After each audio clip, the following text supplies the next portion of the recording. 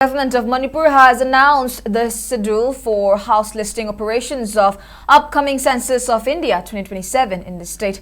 As per notification issued by the Home Department on March 22nd, the house listing exercise will be conducted from September 1 to September 30, 2026, covering a period of 30 days. Prior to this, an option for self-enumeration will be available to residents from August 17 to August 31, allowing individuals to submit their details before the door-to-door survey begins. The notification, issued under the authority of Commissioner Home and Ashok Kumar, republishes the directive of the Ministry of Home Affairs dated January 7 for public information. It also supersedes an earlier notification dated February 4.